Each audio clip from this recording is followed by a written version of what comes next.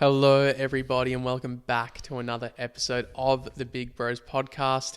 If it is your first time joining, welcome. My name is Ilan, and I'm joined by my lovely friend and co-host, Jeremy. How are we? Well, mate, how are you going? I'm good. It's been keen to get behind the mics. It's been a couple of weeks where we haven't gotten behind them because you were away at Strawberry, and We it sounded did. like you had a really good time. We did. We've gone back in one piece. I reckon it's only now that my voice is actually recovered and come back. I came back, voice was gone, went straight back into work, into treating 15 people a day, and your voice is never going to come back when you're having that many conversations with people throughout the day.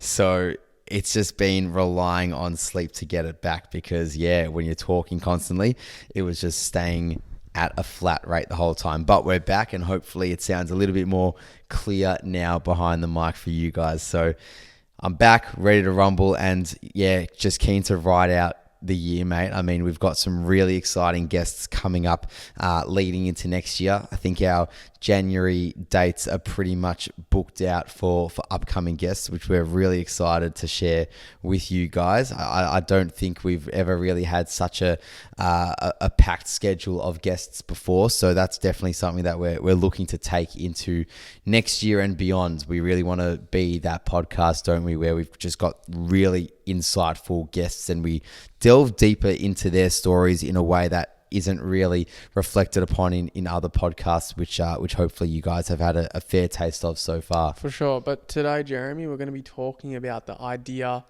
topic of loyalty.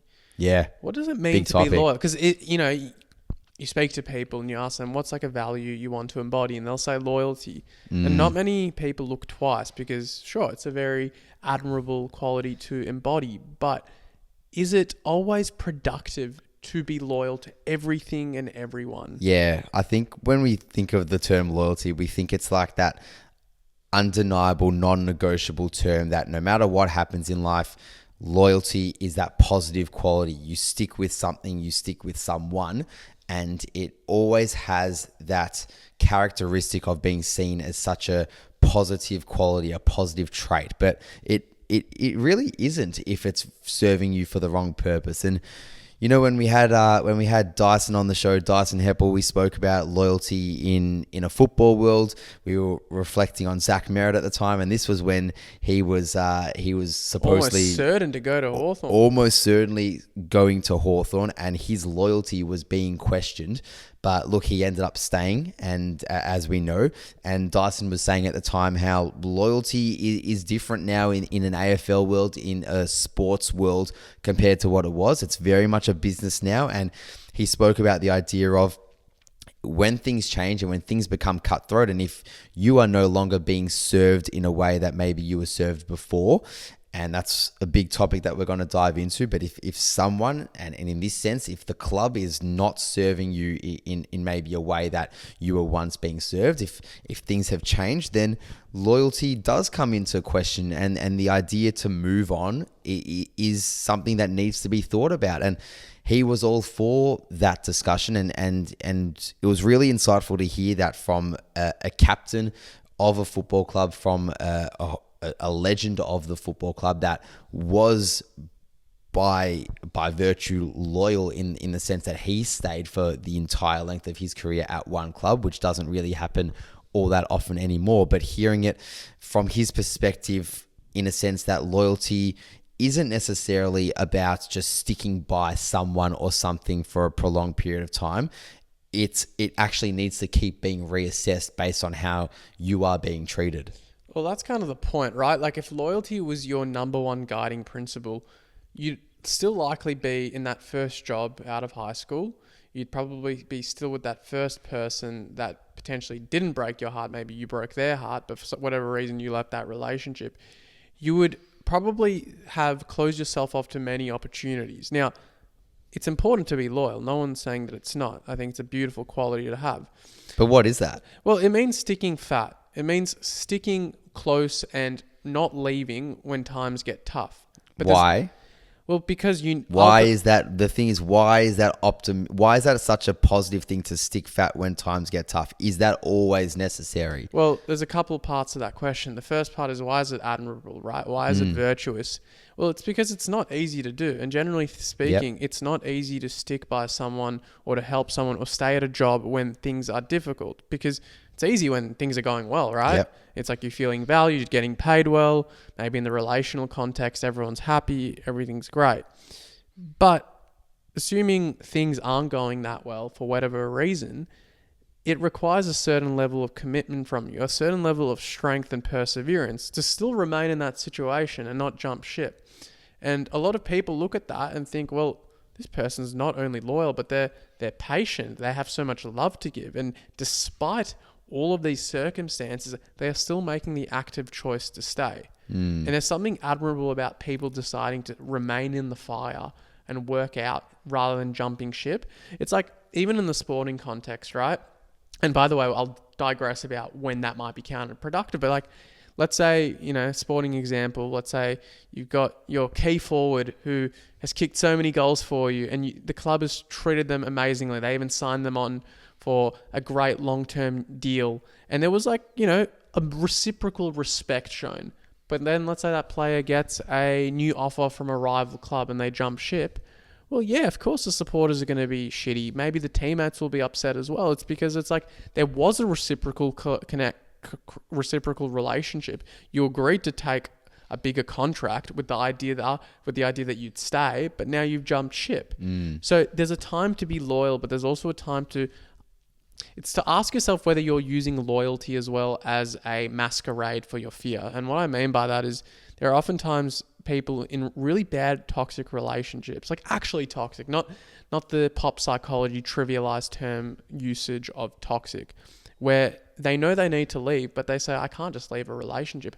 I'd rather work on it. And then you ask them, it's like, well, how bad has this relationship gotten? It's like, oh, well, they've cheated on me multiple times and they're quite mean verbally. They're abusive to a certain extent, but I want to work it out. I'm not the sort of person that just leaves. It's like, that's fine. It's good that you've got that quality, but wouldn't you rather it be reciprocated? Like, that's why I think nowadays as well, people who leave jobs, like, I'm not sure, like, I'm going to Japan soon, right? And one of the biggest things you hear about Japan and the work culture there is that many people get the first job out of college or university, and then that's the one company they stick by. It's not, people don't job hop. Even if you're being disrespected, there's like a blind loyalty. And there's a bunch of negative externalities that come with that, right? Like, people feel like they don't have as many privileges in the working space. They might feel like, they're always on eggshells, that they can't exercise their options. In a way, they're very much subjected to this kind of lifestyle. Whereas in other countries, if you know you've got skills and the company's not valuing you, you can go and seek. You can apply for a few jobs, get a few interviews, and get, the companies might look down upon you and think you're not loyal, but at the same time, it's part of the game.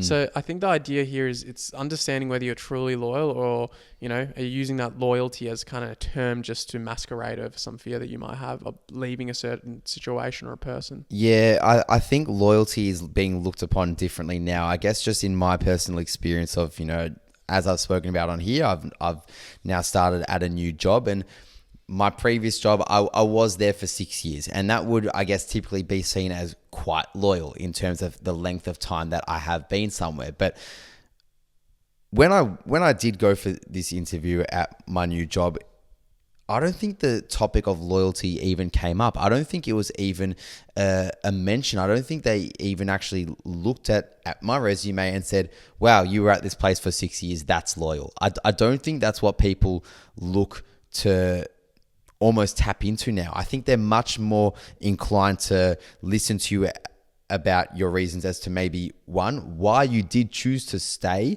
for a certain period of time, and then on the contrary, why did you choose to leave?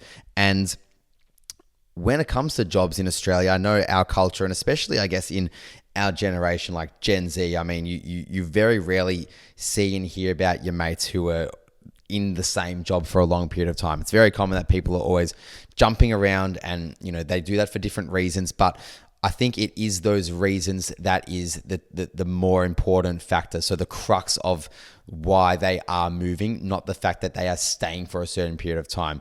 We would typically look at things like you stayed at a job for 2 years. It's okay. It's not too long and it's not too short. And then maybe on the flip side, maybe you stayed at a job for only 6 months and then you've chosen to leave, and that is seen as like, oh well, you're just a job hopper. You're not loyal. But you know what? What if those 6 months were a horrible 6 months and they did not stick by your values and your values were just not aligned with that job? Just like a relationship, my first relationship wasn't a long relationship, and people might hear that and think, well, why is that? And that's when the reasons come out, and that is what's the important factor as to why time frames actually do exist. Does the time frame exist because you're just trying to be blindly loyal towards something for the sake of being called loyal and for the sake of having that perception about you? Or are you actually really tapped into what your values are and what your traits are, and you live by those strongly, and that actually guides your decisions? Because I think that speaks much more highly about you when it comes to jobs, when it comes to relationships, when it comes to friendships. You always need to be reassessing and reevaluating as to whether the relationship, job, friendship that you are in is serving you in terms of, are your values being respected, and are your values in line with that job, that friend, that partner? And that's not to say that you need to sit down and have those discussions and make it a very formal conversation, but it does need to happen, and you do need to have those, I guess, assessments or measures to reevaluate always whether this is good and this is in line with what you want and how you want to live your life. And that is what ultimately creates a long-lasting relationship and a really good relationship, because one, your communication is just absolutely intact and it is effective because you're always talking about those values that are important to you. And when your employer knows that and you're the employee in that scenario, then you've got a happy relationship amongst each other. And it's the same thing for a friendship. It's the same thing with a partner. And those are the relationships that do last the longest and create what is ultimately seen as loyalty, in quotation marks, because it actually comes down to that value basis and that communication. So I think my perspective of loyalty has probably changed just based off of my friendships and relationships that I've experienced and now jobs. I look at loyalty more so now as a reflection of values and whether those values are being met. Almost like a criteria box, almost like a rubric. Is your rubric being ticked off? Is it being checked? And if things aren't going well in that rubric, are you doing something to improve that? And if those things aren't mendable, if you're not improving that, well, then I think that is your recipe to then walk away. But I think loyalty is actually more so that overarching pillar kind of term, but really it's a concept that is made up from a lot of subset kind of traits. That's how I see it. I don't see it as that one trait in itself. I think loyalty is made up of effective communication, made up of really thought out values that are being met. And when those things come together, communication and values, that's what creates loyalty, and that's what creates the longest, most fulfilling relationships. Yeah, I mean, a relationship or a job employee relationship that isn't really, it's a one-way sort of relationship. And yeah, that person might claim that they're loyal, but you said, one of the things you said before, loyalty is like a higher order trait. What's one of the, and you said, I think, communication, effective communication. Yes. Was respect in there as well?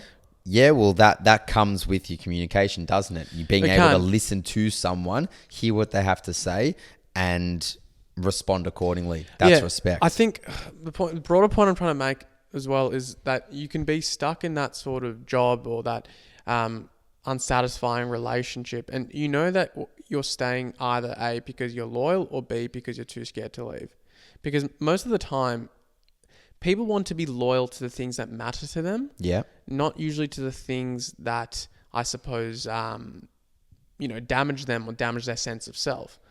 But that all goes out the window if they have a fear of the negative consequences that might come of that. So if that person has never been alone and they've always Okay. been in a new relationship, they're probably more likely to tolerate a very unsatisfying relationship, maybe a more toxic partner and so forth. Same with the job. If you were taught never to rock the boat, to ask for things that you want, yeah, you're going to be loyal to the job, but you're not truthfully loyal. It's not loyalty. It's not loyalty. It's a fear. Again, it's the loyalty is being masqueraded. It's like, oh, someone asks you, how long have you been at this job? And you say, oh, I've been there 10 years. Do you like it? It's like, it's all right. It's like, okay, tell me more.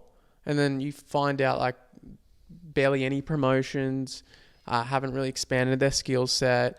Management's been a real asshole to them. Yeah, what the fuck are you doing? Yeah, it's you're like, a coward at the end of the day. Well, it's like they say, I'm a loyal person. It's like, are you loyal or are you just self-sacrificing for the sake of it at this point? And it's How's your self-esteem? Well, there's a lot of those elements that come into it as well. It's like, again, it's what I said at the very start of this episode. If you were truthfully loyal 100% of the time, you'd still be in that first job, first relationship, first friendship. It's like things change, and loyalty is very important, but loyalty based on what? You can't just be loyal for this. Like, it has to have a reason behind it.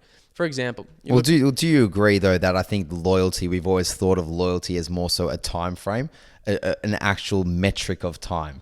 One part of it, I've always thought of loyalty purely as like when things get really, really difficult, you stick together, and sticking together might mean different things in different contexts. Yeah, but what if you're sticking together when things actually aren't mendable and things are actually breaking you guys down and damaging you? I don't think I don't think loyalty is necessary. Well, you're loyal to your own self-sacrifice at that point. You're not loyal to the other person, because if you were truthfully loyal to the other person, you'd probably leave, because that'd be the ultimate form of love, because of the more time you spend with them. But I'm saying more in like the context of like, you see the partners, like the long-term marriages where one partner unfortunately, gets a terminal illness, and that person, the entire stability of that relationship changes. One person becomes a carer to take care of them. And, that relationship isn't built on sexual or physical attraction at that point. It's built on compassionate love. Well, that's love. Yeah, that's love. That's true love, but that's loyalty. That's what I think of when I think of pure loyalty. Now, that's a relationship grounded in love. That's not a relationship being like, oh, I'm scared to leave. It's like, no one's to say that it was a perfect relationship, but I don't think of that in the context of like, oh, that person, was abusive or anything. I think of that in the context of loving marriage. One person got really, really sick, and the other person thought, this is going to be a really tough thing for our marriage and our long-term relationship, but it doesn't matter because I'm committed to this person. But the main part is they're committed to me. They do it for me, I do it for them. It's reciprocal. Correct. Loyalty has to be reciprocal. Yeah. I think, I'd hazard, but I would think most people would be loyal to those who they would know would reciprocate the same behavior, right? Yes. Like why would I want to be loyal towards someone who isn't willing to do the same things for me? Well, think about a friendship, and I'm sure you guys can relate to this. We've all got those friends where maybe you are the one who is making the active effort all the time to reach out to them, to see how they're going, to catch up. That eventually reaches a point where you just get sick and tired of doing that, and you feel like your loyalty to them is not being reciprocated. And there's the word. Loyalty is the word that is being thrown into the picture here. That is the word that is coming into question. You're questioning their loyalty. But really, what is underlying there is their lack of effort towards you, maybe their lack of respect towards you and respect for the friendship, lack of communication as well. So it's all of those other traits that then make up what we call loyal. Yeah, and I think another thing to keep in mind, I kind of digressing here a little bit. If you are in that relationship where you always seem to be the one that is initiating plans, and the other person is always just, they're happy to come along with you, but they're not really the one sending the message. Start matching the energy. I think one of the best things you can do in life is match someone's energy, whether it's in dating, whether it's in your other relationships. There's something interesting about, because you kind of destabilize the dynamic that's been established. What I mean by that is if you've got like an unsatisfying dynamic where it's only one person pursuing the catch-ups, pursuing the connection, well, if you start matching that energy, either two things can happen. the person just won't ever reach out to you because they're so used to you reaching out to them, and then you realize that relationship wasn't ever sustainable in the first place.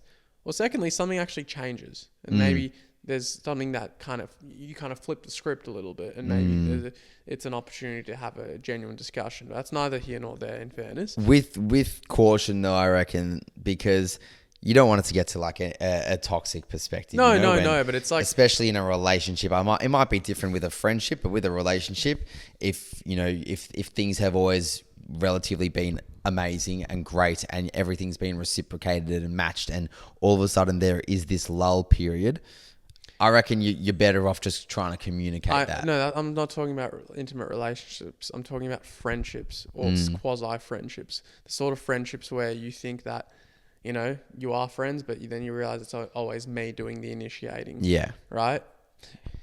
That's just kind of my perspective on it. And yeah, a lot of things as well. Another thing I always think about is blind loyalty. But I see blind loyalty a lot with people who are dogmatic in their religious and political views, I would say. So people who would die for their politics, and that becomes like a sense of their identity.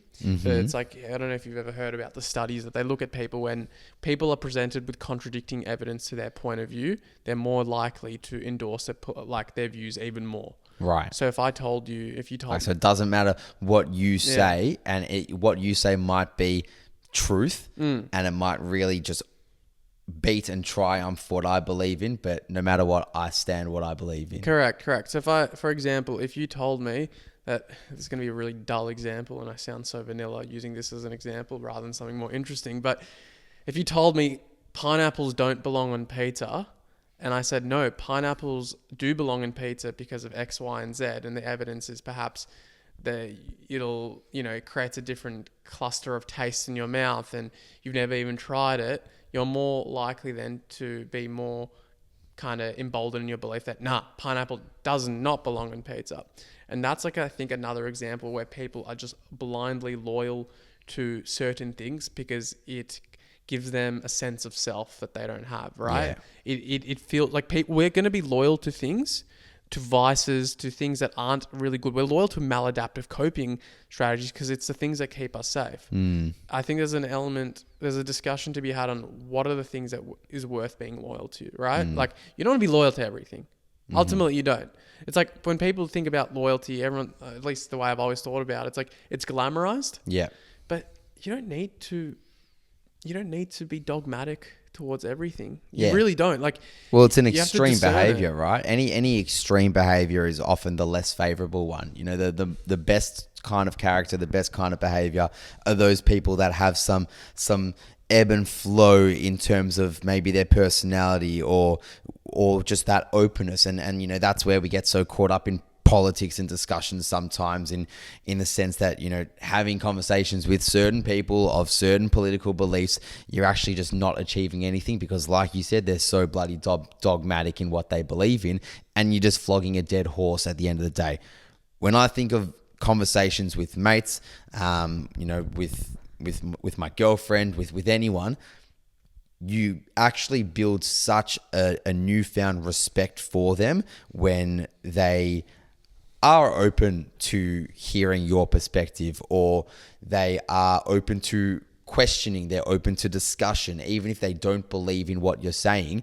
But being so dogmatic, you're just not actually getting anywhere unless they actually back it up with maybe some really good points and evidence, which actually generate further discussion and great conversation. And you don't have to agree on everything. And I think there's a lot of beauty in not agreeing on everything because we're so diverse as humans and we all have different beliefs. But backing it up is always going to be really attractive and respected. And then on the contrary, actually owning that maybe what you've said might actually be wrong in the scenario, and owning that brings such a newfound respect for you as a person when you can actually sit there and say, you know what, I actually reckon you're right. That is such a newfound respect that most people would be able to ascertain from that discussion. Bro, there is nothing I respect more than hearing people say, I was wrong about this, so my apologies. especially someone who's really passionate about what they believe in, if they can put their hand up and say, yeah, I was incorrect about this. Everything I believed up until that point was actually incorrect. I respect that so much because you have to be quite vulnerable to step into that position and pretty much say the things that I believed and the things that kind of somewhat comprised my sense of self were wrong. There's an element of strength in that. I really think there is. That's why ultimate vulnerability. I reckon. Ultimate vulnerability. It's like even it's very rare, of course, but if a politician, depending on irrespective of what side of politics they're on, if they ever come out and say, I was wrong about that and this is why I was wrong, I respect that so much more because it shows an element of authenticity. Now, yes, granted, there are politicians who do that to try and pander to a certain political group or a certain kind of demographic of people that might vote them in. Sure. But generally speaking, if someone who's really stubborn in their views can actually concede that they were wrong, I just think that wasn't easy for them. That was so like, there are people who are like, and these are the best people, in my opinion, are the ones who, they've got their values, but as you said, they're not extreme. They're very chill about it. They're like happy to learn more, happy to change their views if new evidence comes to light. But there's something cool about seeing that stubborn person concede and be like, I wasn't right in that circumstance. Yeah. Well, I mean, I don't think there's much value in being a wholeheartedly stubborn person. I don't really think you get to many places. I mean, it is good to be very, very strong-minded in things that you believe in, but you got to have a bit of that ebb and flow. You got to have a little bit of that flux about you. And I know we're maybe digressing a little bit there, but I still think that does link to ultimate loyalty, and especially loyalty in that dogmatic sense that we were talking about. But I guess just to conclude and to wrap up, I think our ultimate message here is saying that like loyalty isn't inherently good. Oftentimes we've thought of loyalty as being that great trait, that glorified trait. They're such a loyal person. They're so loyal to their job. They're maybe so loyal to their partner. They've been together since school and they've been dating 8 years. But you know what? If you maybe assess and have a conversation with that person, things might actually not be all that good in their job. Things might not actually be all that good in that relationship. So is loyalty really something all that positive in that sense? I don't think it is. I think loyalty, as I mentioned, should always be reassessed in the sense of what are those traits that actually define what loyalty is. And those traits and values I believe in are the effectiveness of your communication about your values. So it's your values and your communication, and that's what breeds a really loyal, fulfilling relationship, a loyal and fulfilling career. So it isn't inherently good in my opinion. Yeah, what do you reckon? Just kind of build on that. I think the truest form of loyalty is when you're not necessarily scared to leave a certain situation. It's in fact tempting to leave. You want to leave, and there are probably a lot of benefits to leaving, but you recognize that by staying, there's even greater benefits. It's the idea that, I've looked at the grass on the other side. It looks green, but I reckon it'll be even greener here because I've got all the conditions, as you said, the effective communication, the respect, to make it even healthier, right? It's deciding to stay even when you don't want to, but you're staying because you know that other person or that other thing will respect you, and if roles were reversed, would do the same thing. Yeah. That's kind of how I think about it. Yeah. It's that assessment of reciprocity. Of reciprocity and strong values and traits. It's not blind, is it? No, it's not. And I think if you can try and avoid because the thing is, I think, again, you'll know if you're being blindly loyal because it's very much driven by fear. A fear of rocking the boat and fear of kind of disturbing the status quo. Oh, you'll have this sick feeling in your stomach. You'll just feel like you're on eggshells, you're on edge all the time, and you're just ultimately not your truest self. Exactly. On that note, guys, if you disagree with us, let us know. We don't always want to be surrounded by yes men. That being said, we hope you guys enjoy this week's episode. And if you are enjoying the content, give us a 5-star rating. It really does help us. Jeremy and I will be very, very grateful. that I do promise. So on that note, guys, have a great week. Bye-bye.